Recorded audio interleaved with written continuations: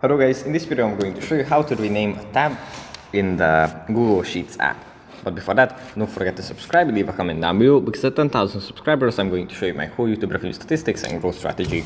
So without further ado, let's just jump right into it. First, we have to open up the Google Sheets app.